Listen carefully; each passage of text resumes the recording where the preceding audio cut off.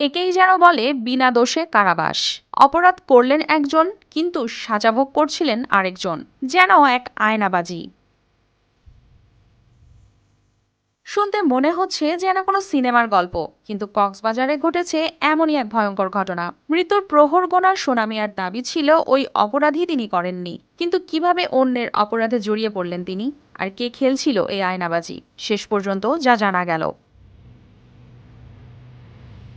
পুলিশের তদন্তে জানা যায়, প্রায় ৬ বছর আগে ১,৯০,০০০ পিস ইয়াবা সহ গ্রেপ্তার হন রোহিঙ্গা মোহাম্মদ রমজান। এরপর নিজের পরিচয় গোপন করে সোনা মিয়ার জন্ম নিবন্ধন ব্যবহার করেন, এবং ২ বছর পর ওই পরিচয়েই জামিন পেয়ে আত্মগোপনে যান তিনি। পরে এ মামলায় আসল সোনা মিয়া সহ দুজনকে মৃত্যুদণ্ড দেন আদালত। ফলে চলতি বছরের ২৪ জুন তাকে গ্রেপ্তার করে পাঠানো হয় কারাগারে। কিন্তু কারাগারের সোনা মিয়া নিজেকে নির্দোষ দাবি করলে আদালতের নির্দেশে শুরু হয় আবারও তদন্ত। এতে আঙুলের ছাপ ও ছবির মিল না পাওয়ায় বেরিয়ে আসে পরিচয় জালিয়াতির ঘটনা। পরবর্তীতে তার যাবতীয় কাগজপত্র যাচাই বাছাই শেষে গেল ১৪ আগস্ট তাকে মুক্তি দেওয়া হয়েছে। ফলে তার পরিবার, আদালত, পুলিশ ও কারা কর্তৃপক্ষের প্রতি কৃতজ্ঞতা প্রকাশ করেন। অনেক বলার মতো ভাষা। আমি একদিন এক বছরের সমান হয়ে গেছে এখানে কারাগারে।